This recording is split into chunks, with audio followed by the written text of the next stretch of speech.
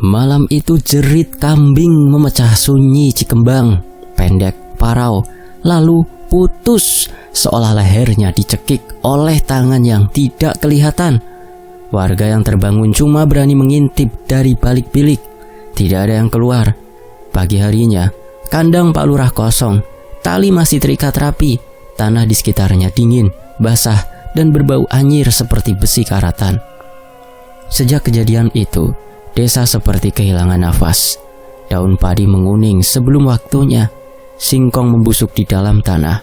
Ayam-ayam mendadak mogok bertelur. Malam-malam jadi panjang.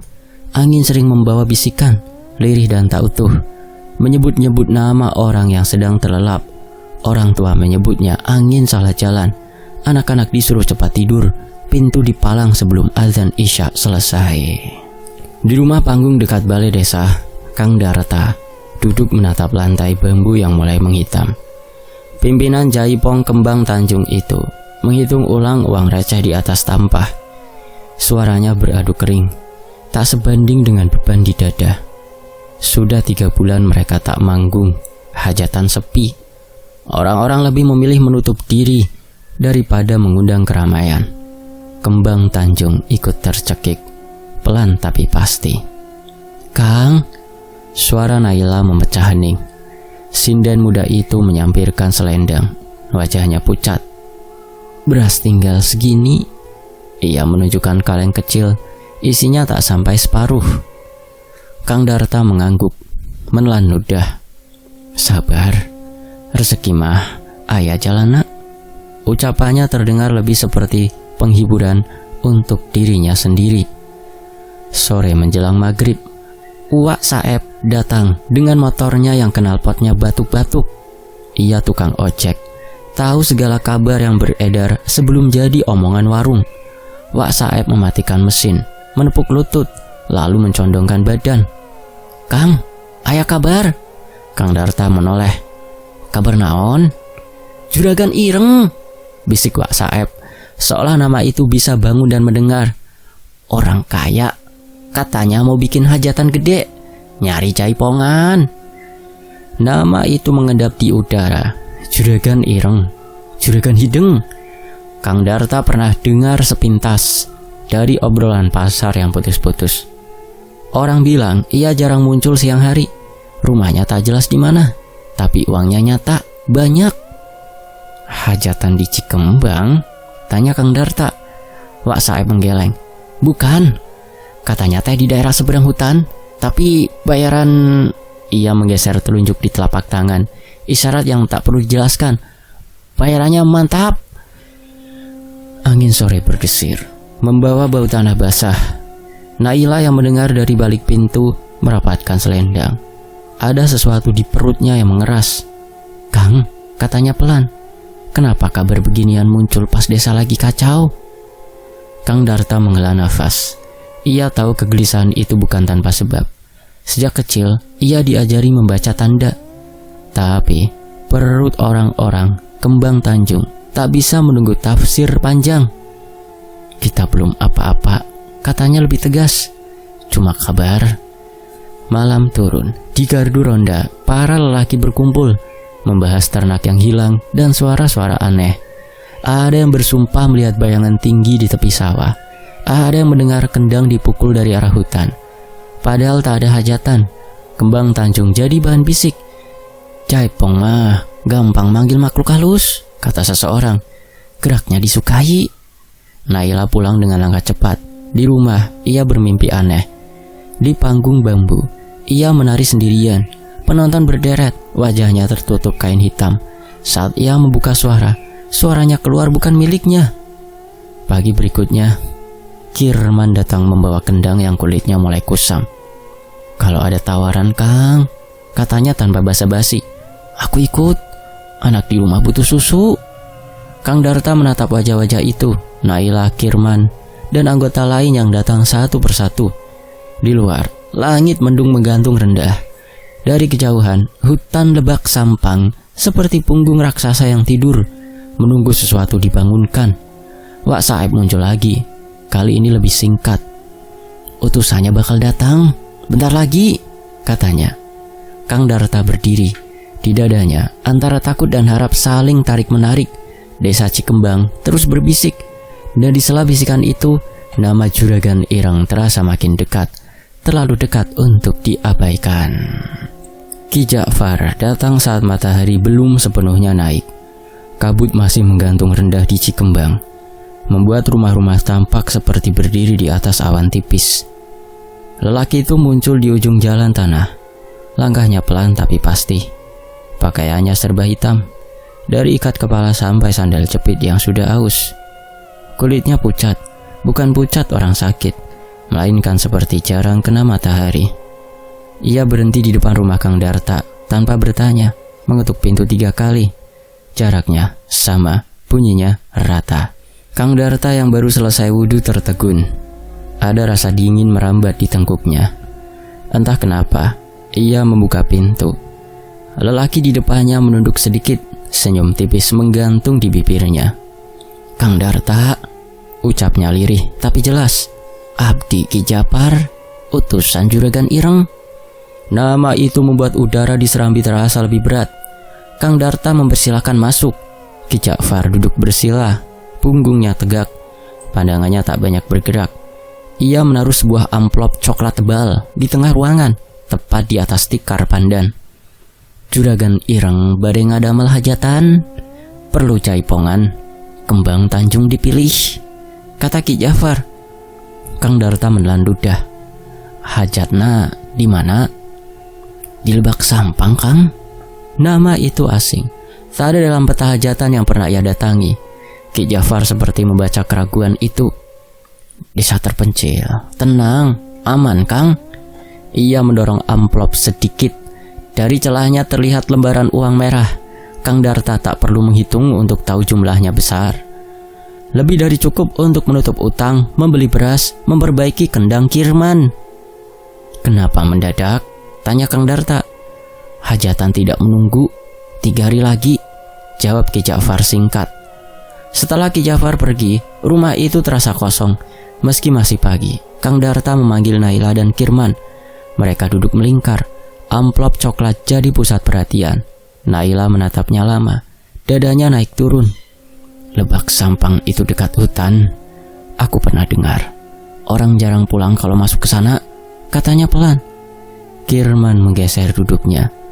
"Tapi duitnya nyata, Nay. Kita butuh." Kang Darta mengangkat tangan, menenangkan. "Kita pertimbangkan pelan-pelan."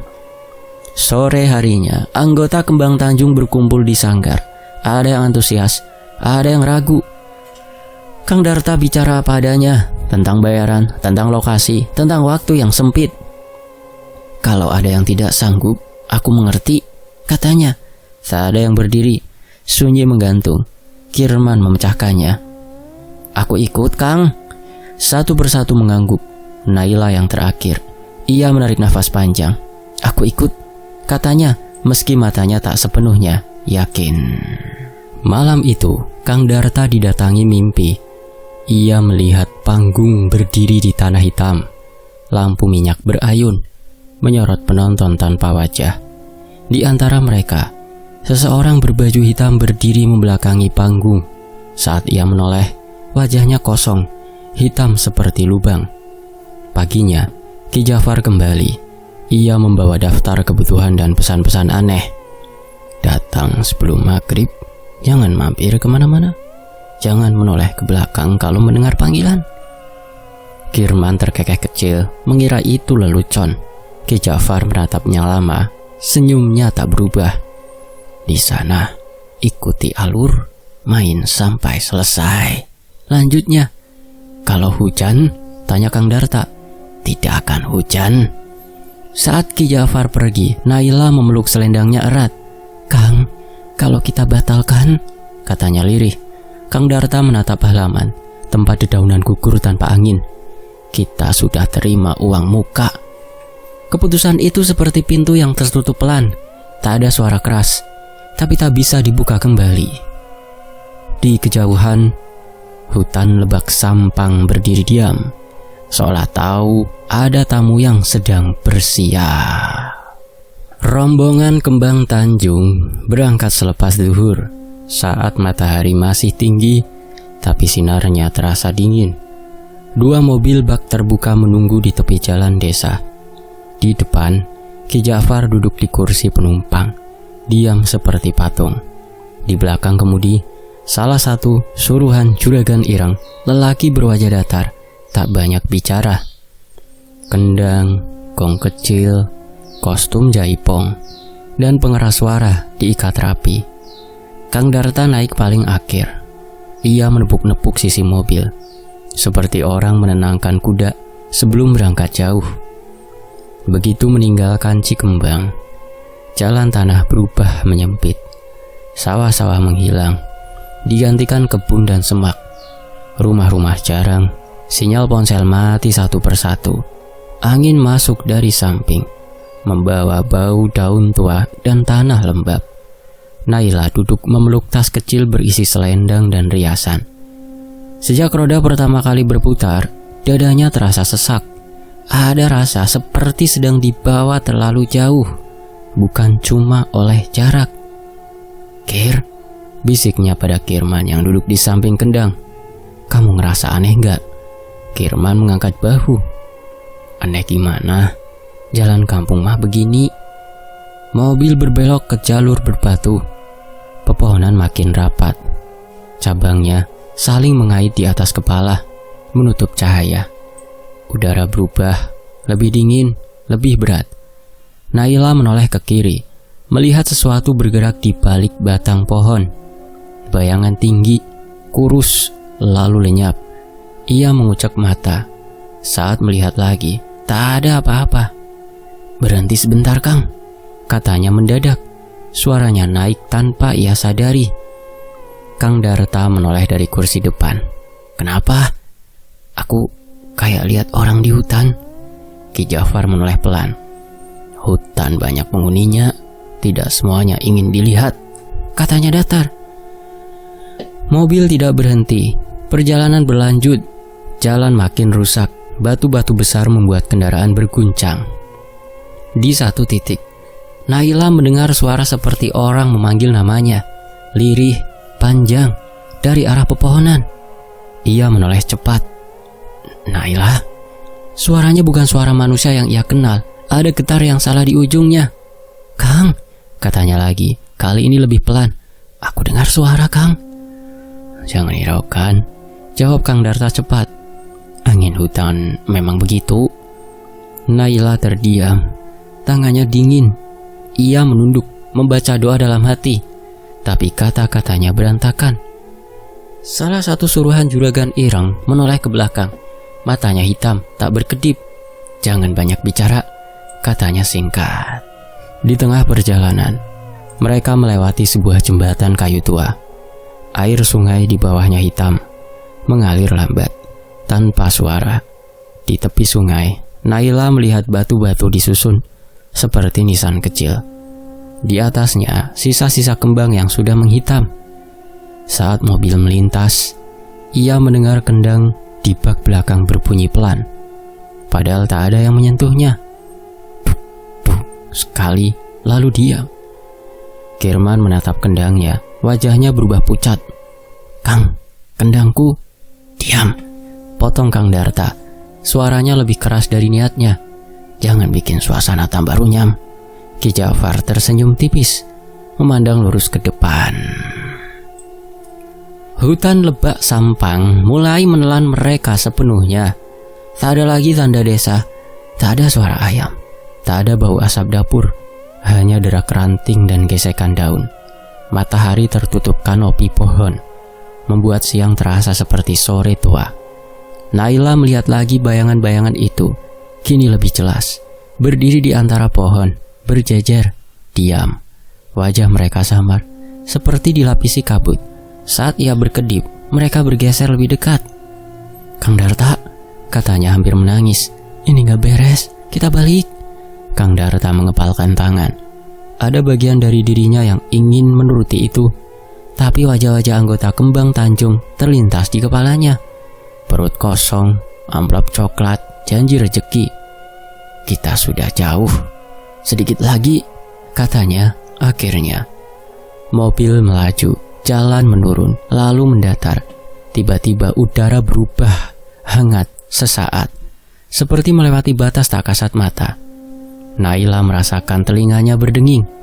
Bisikan itu kembali, kali ini ramai, tumpang tindih, menyebut-nyebut nama mereka satu persatu. Ia menutup telinga, air mata jatuh tanpa suara. Di depan, Ki Ja'far mengangkat tangan, memberi isyarat berhenti. Di antara pepohonan, terlihat tanah lapang yang gelap, seolah menunggu. Rombongan kembang Tanjung turun satu persatu. Tak ada burung, tak ada serangga, hanya hutan yang diam, terlalu diam, seakan menahan nafas. Arena itu terbentang tiba-tiba, seperti luka menganga di tengah rimbun lebak sampang. Tanahnya rata, berwarna hitam legam, lebih gelap dari tanah hutan di sekitarnya. Di pinggir arena, obor-obor ditancapkan melingkar. Apinya tenang, tanpa asap, seolah tak tersentuh angin. Rombongan kembang Tanjung berdiri terpaku beberapa detik, menimbang apa yang mata lihat dan apa yang hati rasakan. Di sekeliling arena, orang-orang sudah berkumpul. Jumlahnya banyak, terlalu banyak untuk sebuah hajatan yang katanya terpencil. Mereka duduk bersila, berdiri, sebagian berkerumun. Semuanya mengenakan pakaian adat Jawa, lurik, beskap, kebaya kusam, kain batik dengan motif pudar. Tapi wajah-wajah itu pucat, bukan pucat orang sakit, melainkan seperti warna yang lama direndam air. Mata mereka terbuka lebar, menatap lurus ke tengah arena tanpa berkedip. Naila merapatkan selendangnya. Tatapan-tatapan itu membuat kulit lengannya meremang. Ia merasa seperti seekor ayam yang dilempar ke tengah kandang ular. Ini orang semua? Bisik Kirman sambil menurunkan kendangnya. Jangan berisik, jawab Kang Darta. Suaranya berusaha terdengar tegas, meski nafasnya terasa pendek. Ki Ja'far melangkah ke tengah arena. Silahkan bersiap, hajatan akan dimulai setelah maghrib, katanya. Tak ada panggung, hanya tanah lapang yang dipadatkan. Beberapa tikar pandan digelar seadanya untuk tempat gamelan kecil kembang Tanjung. Saat gong kecil diletakkan, Naila merasa tanah di bawah telapak kakinya dingin, seperti menyentuh batu nisan. Maghrib datang tanpa azan. Langit surup di atas arena menggelap cepat, lebih cepat dari seharusnya. Api obor menyala lebih terang, memantulkan bayangan panjang yang menari-nari di batang pohon. Orang-orang berpakaian adat itu serempak menoleh ke arah rombongan kembang Tanjung. Gerakannya terlalu seragam. Kang, mereka kayak nunggu, Naila berbisik. Kang Darta mengangguk tipis. Kita main seperti biasa. Ketika kendang pertama dibukul, bunyinya terdengar lebih dalam, bergema aneh, seperti dipukul di dalam gua. Kirman mengerutkan dahi, menyesuaikan irama. Naila melangkah ke tengah arena. Kakinya terasa berat, seolah tanah menahan. Penonton tak bersorak, tak ada senyum. Mereka hanya menatap kepala mereka bergerak pelan mengikuti irama. Tapi gerakannya kaku, patah-patah, seperti boneka kayu yang diputar paksa. Naila mulai menari. Gerakan pertama ia lakukan dengan sadar, mengingat pakem, mengingat latihan-latihan panjang di sanggar. Tapi beberapa detik kemudian, tubuhnya terasa bukan miliknya sepenuhnya. Ada tarikan halus di pergelangan, tangan, di bahu, di pinggang, seperti ada yang membisikkan urutan gerak langsung ke tulangnya. Ia menoleh sekilas ke arah penonton. Di barisan depan, seorang perempuan berkebaya hijau tua tersenyum. Senyum itu terlalu lebar, memperlihatkan gigi yang kehitaman. Saat Naila berkedip, senyum itu lenyap, diganti wajah kosong. Keringat dingin mengalir di pelipis Naila. Di sisi lain arena, Kang Darta memperhatikan dengan jantung berdegup cepat. Ada yang salah, tapi ia tak tahu harus menghentikan apa. Musik mengalir tanpa celah, seperti dipaksa terus berjalan. Kirman memukul kendang dengan rahang mengeras, Tangannya terasa panas, kulit kendang seperti berdenyut. Penonton mulai bergerak. Beberapa berdiri, lalu melangkah mendekat. Kaki mereka tak menimbulkan suara. Ada yang bergoyang mengikuti irama, tapi bukan seperti orang menari. Lebih mirip orang yang sedang ditarik oleh tali tak kasat mata. Mata mereka tetap kosong. "Kang, mereka makin dekat," bisik salah satu penabuh. "Teruskan," jawab Kang Darta. "Jangan berhenti mendadak." Obor-obor bergetar, api merunduk, lalu tegak lagi. Naila mencium bau bunga layu bercampur tanah basah. Di sudut matanya, ia melihat bayangan-bayangan tinggi menyelip di antara penonton. Wajahnya tak jelas, tubuhnya terlalu panjang. Gerakannya makin cepat. Nafas Naila memburu. Ia ingin berhenti, tapi kakinya melangkah sendiri. Tangannya berputar, jari-jarinya membentuk pola yang tak pernah ia pelajari. "Naila!" panggil Kang Darta, nyaris berteriak. Naila menoleh, matanya berkaca-kaca. "Kang, aku gak bisa berhenti, Kang." Tiba-tiba, seorang lelaki tua dari barisan penonton maju ke tengah. Pakaiannya compang-camping, wajahnya pucat kebiruan. Ia menunduk dalam-dalam ke arah Naila, lalu mengangkat kepala perlahan. Matanya hitam seluruhnya. Irama kendang berubah sendiri, lebih cepat, lebih menekan. Kirman tersentak. "Ini bukan iramaku," gumamnya. Penonton kini mengelilingi arena. Jarak mereka hanya beberapa langkah. Tatapan mereka menusuk, dingin, penuh lapar yang tak disembunyikan. Naila merasa seperti berdiri di tengah lingkaran yang menyempit. Di balik barisan penonton, Kang Darta melihat sesuatu yang membuat tengkuknya kaku. Di antara dua pohon besar, berdiri sosok tinggi berbaju hitam. Wajahnya tertutup bayangan, hanya sepasang mata yang berkilat redup mengawasi semuanya. Juragan Ireng. Sosok itu tak bergerak, tak bertepuk tangan, hanya menonton. Seolah ini memang miliknya sejak awal. Kang Darta ingin memerintahkan berhenti, tapi suaranya tertahan di tenggorokan. Musik, tatapan, udara semuanya seperti menekan dari segala arah. Ia sadar, terlambat atau tidak, mereka sudah masuk terlalu jauh. Hajatan itu terus berjalan, dengan tawa-tawa tanpa suara, gerakan-gerakan kaku, dan musik yang tak lagi tunduk pada manusia. Hutan lebak sampang menutup rapat sekeliling arena, menyembunyikan apapun yang terjadi di dalamnya. Irama itu tak lagi mengikuti nafas manusia. Kendang berdentum dengan jeda yang salah, seperti jantung yang dipaksa berdegup oleh tangan asing. Naila merasakannya lebih dulu. Tarikan kuat di tulang belakangnya membuat tubuhnya tegak, lalu bergerak sebelum ia sempat berpikir. Di hadapannya, penonton semakin rapat. Di sela wajah-wajah pucat itu, Naila melihat sesuatu yang membuat matanya perih. Wajah-wajah lain menyembul, bukan manusia. Kulitnya berlipat-lipat, matanya bertumpuk 2 atau 3. Mulutnya memanjang sampai ke pipi. Ada yang tak berkaki, melayang rendah di atas tanah. Ada yang lehernya terpelintir ke belakang, tapi matanya menatap lurus ke arahnya. Naila ingin berteriak, bibirnya terbuka, tapi yang keluar hanya dengus nafas patah. Tubuhnya berputar, tangan melengkung, kaki menghentak. Gerakan jaipong yang ia kenal, namun dipelintir, dipercepat, dipaksa menuruti irama yang bukan miliknya. "Berhenti, berhenti," gumamnya dalam hati. Ia mencoba menahan langkah.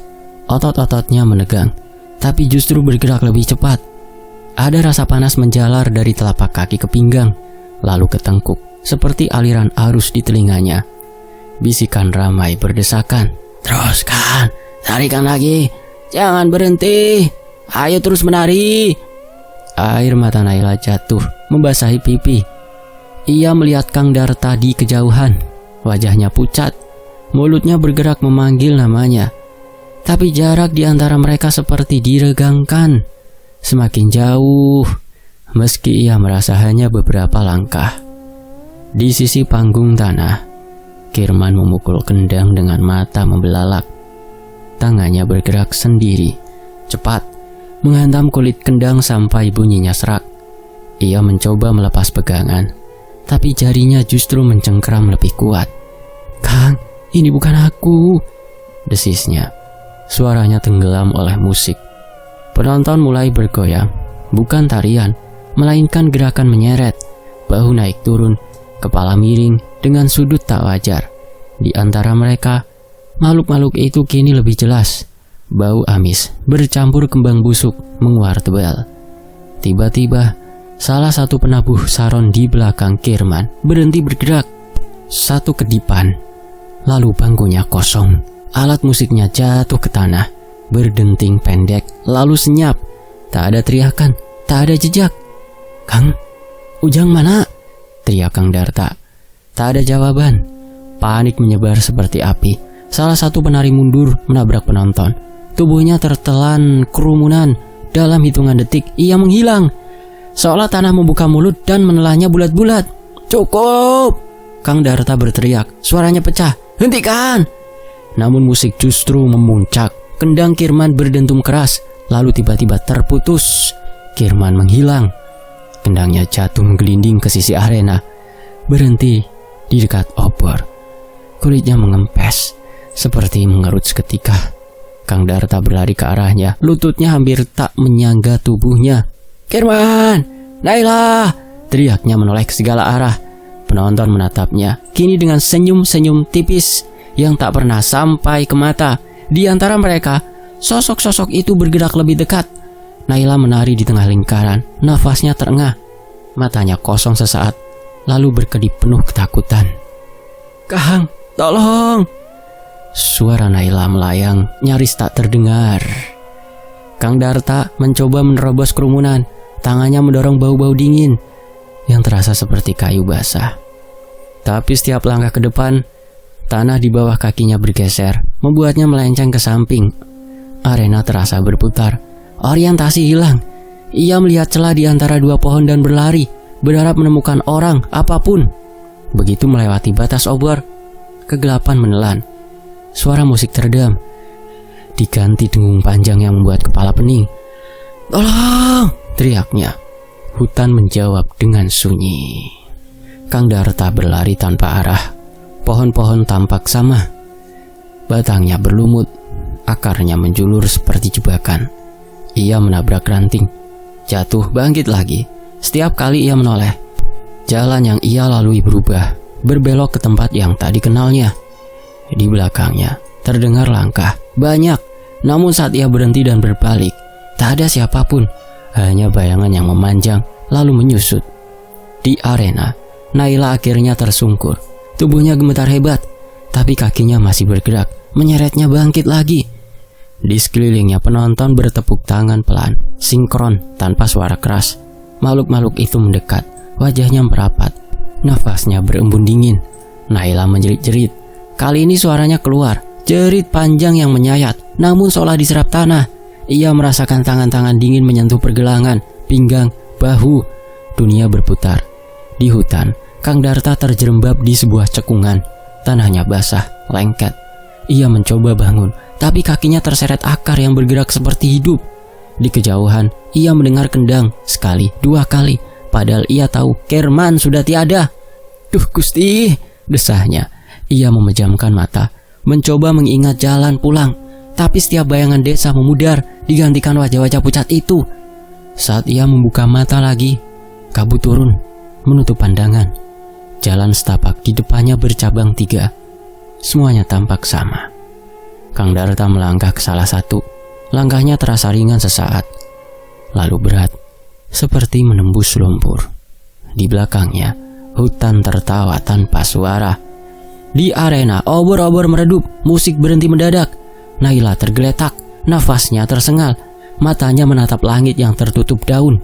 Di sekelilingnya, penonton mundur perlahan, satu persatu memudar ke dalam gelap, menyisakan jejak kaki yang segera menghilang. Malam menutup hajatan itu rapat-rapat, menyimpan petaka yang baru saja ditelan hutan. Naila terbangun dengan rasa perih di sekujur tubuh. Dingin merayap dari tanah ke tulang, membuat giginya bergetar. Ia tak tahu berapa lama pingsan, Yang ia tahu, arena itu sudah tak ada. Tak ada obor, tak ada penonton, tak ada musik, hanya hutan lebak sampang yang berdiri rapat, gelap dan sunyi seperti kuburan yang lupa diberi nisan. Ia mencoba duduk, kepala berdenyut, selendangnya basah lumpur dan keringat. Saat berdiri, kakinya nyaris tak menopang. Naila memeluk perutnya, menahan mual, lalu melangkah tanpa arah. Ia hanya tahu satu hal, menjauh dari tempat itu. Beberapa kali ia merasa diikuti. Ada bunyi ranting patah, lalu sunyi. Ia berhenti, menahan nafas. Hutan seolah ikut menahan. Ketika ia melangkah lagi, rasa dingin itu kembali, seperti jari-jari menyentuh tengkuk. Naila berdoa lirih, kata-katanya terputus-putus. Gubuk itu ia temukan saat kakinya hampir menyerah. Sebuah bangunan reot dari bambu dan kayu tua, berdiri miring di pinggir hutan. Asap tipis mengepul dari celah atap. Bau kayu bakar dan daun kering menyusup ke hidung. Bau hidup, bukan bau hutan yang busuk. Naila mengetuk pelan. Tak ada jawaban. Ia mendorong pintu yang berderit panjang. Di dalam, seorang kakek duduk bersila di dekat tungku kecil. Rambutnya putih kusut, kulitnya keriput, matanya tajam meski kelopak turun. Masuklah. Tanpa menoleh, seolah sudah tahu Naila ada di situ. Naila jatuh berlutut, air matanya tumpah. Abah, tolong. Kakek itu menoleh. Tenangkan nafasmu. Ia menyodorkan cangkir tanah liat berisi air hangat. Minum. Setelah nafas Naila agak teratur, kakek itu memperkenalkan diri. Aku Salim. Orang-orang memanggil Abah Salim. Ia menatap Naila lama. Kau dari hajatan itu? Naila mengangguk. Teman-teman saya hilang, Abah. Abah Salim menghela nafas panjang, seperti menarik beban dari dada. Bukan hilang, katanya pelan. Diambil.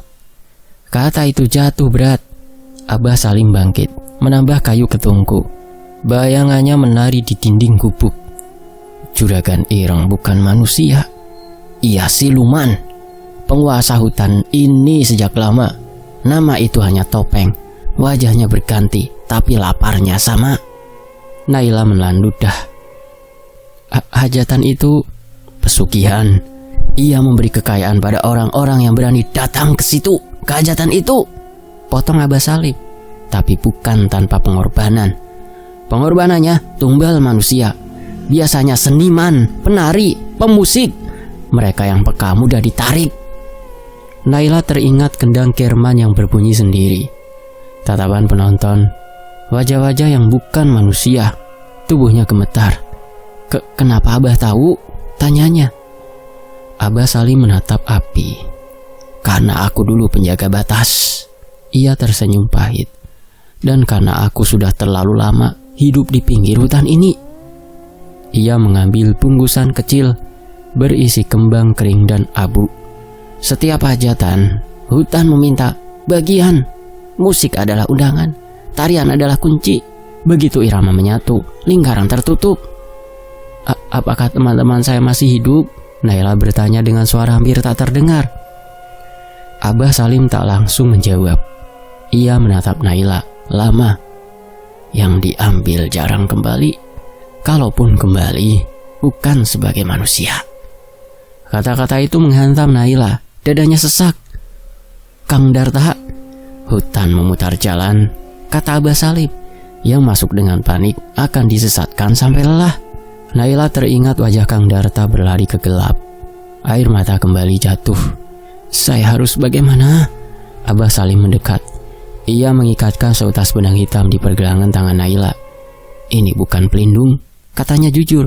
Hanya penanda, supaya hutan tahu kau sudah diberi peringatan. Ia lalu menaburkan abu di depan pintu gubuk, membentuk garis tipis. Dengarkan baik-baik. Kau masih diberi celah karena kau terlepas dari lingkaran sebelum selesai. Tapi Juragan Ireng akan mencari, akan memburu. Abah ikut saya, Naila berharap. Abah Salim menggeleng. Aku tidak bisa meninggalkan batas ini, tidak bisa mengantarmu. Tugasku mengingatkan yang tersisa. Naila menatap gubuk itu, satu-satunya tempat aman yang ia temui. Jalan keluar lewat sungai, jawab Abah Salim. Ikuti alirannya sampai bau hutan berubah. Jangan menoleh meski mendengar suara yang kau kenal. Jangan menjawab panggilan, apapun yang terjadi, jangan berhenti sebelum fajar benar-benar terang. Ia menatap Naila tajam. Dan satu lagi, jangan ceritakan semua pada siapapun di hutan ini. Kata-kata bisa jadi undangan. Sementara itu di luar, angin berdesir, membawa bisikan jauh. Naila berdiri, kaki masih gemetar tapi tekadnya mengeras. Terima kasih Abah. Abah Salim mengangguk. Pergilah sekarang, sebelum hutan sadar kau belum menjadi miliknya. Naila melangkah keluar. Gelap menyambut, tapi kini ia tahu arah. Di belakangnya, gubuk itu tampak mengecil, lalu samar.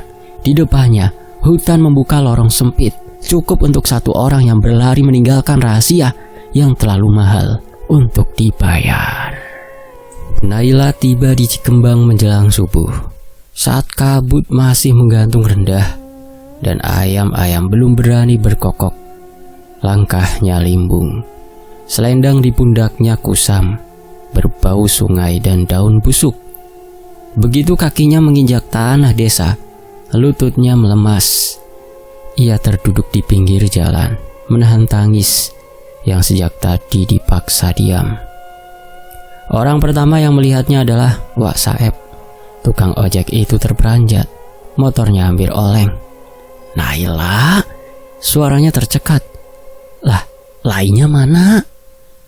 Naila mengangkat wajah, matanya merah, cekung. Ia tidak langsung menjawab, hanya menggeleng, pelan tapi pasti. Gerakan kecil itu cukup untuk merobohkan harapan yang masih berdiri setipis benang.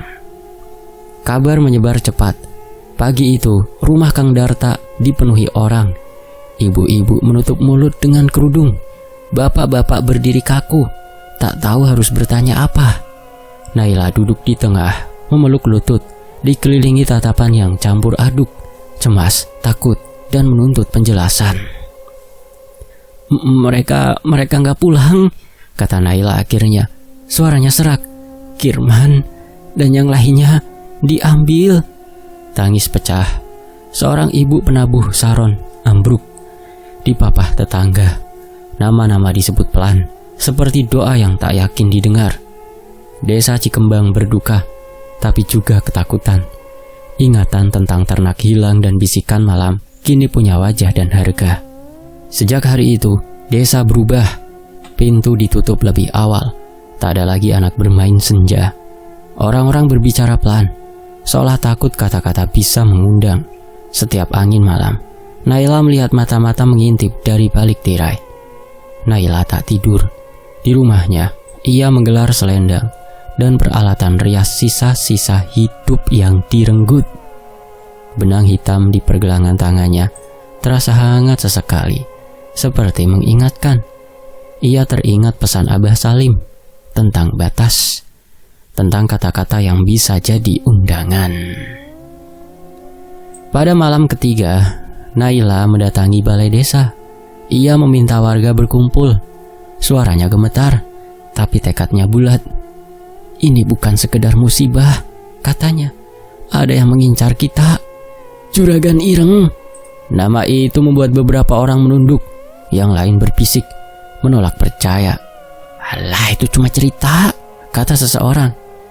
Cerita yang menelan manusia, balas Naila. Ia menceritakan secukupnya tentang hajatan gaib, tentang hutan yang menutup jalan. Ia tak menyebut semua, menahan detail yang Abah Salim pesankan untuk disimpan. Malam itu, angin berdesir lebih kencang. Dari kejauhan terdengar bunyi kendang, sekali lalu hilang. Balai desa membeku, tak ada yang berani tertawa. Keesokan harinya, Naila pergi menemui Abah Salim. Ia kembali ke pinggir hutan, mengikuti sungai, menahan diri untuk tak menoleh. Abah Salim menyambutnya dengan tatapan lelah. Kau kembali, katanya. Desa saya terancam, jawab Naila. Saya minta jalan. Abah Salim mengangguk pelan. Tak ada jalan tanpa harga. Ia menjelaskan dengan bahasa sederhana tentang batas yang bisa diperkuat, tentang menghentikan undangan. Musik dan tarian adalah pintu. Tutup pintu itu. Mereka menyusun rencana kecil, bukan untuk menantang langsung, melainkan memutus kebiasaan. Tak ada hajatan besar, tak ada panggung terbuka di malam gelap. Warga diminta menyalakan lampu minyak di sudut-sudut tertentu, menaruh penanda di perbatasan desa. Abah saling memberi doa dan tanda, bukan jimat berlebihan, sekedar pengingat arah. Naila kembali membawa pesan itu. Ia berjalan dari rumah ke rumah, menjelaskan dengan sabar. Tak semua percaya, tapi ketakutan membuat mereka patuh. Malam-malam Cikembang berubah, sunyi tapi terjaga. Lampu-lampu kecil menyala seperti bintang rendah. Juragan Ireng tak tinggal diam. Beberapa malam kemudian, seorang lelaki berpakaian hitam terlihat di tepi sawah, berdiri terlalu lama. Esoknya, padi di petak dekat hutan menguning mendadak. Bisikan kembali terdengar, menyebut nama Naila. Ia menggigil, tapi tak mundur. "Aku di sini," bisiknya pada angin, bukan sebagai undangan, melainkan pernyataan. Ia berhenti menari, berhenti menyanyi. Selendangnya dilipat dan disimpan. Pada malam tertentu, Naila bermimpi berada di arena itu lagi. Obor menyala, penonton menatap.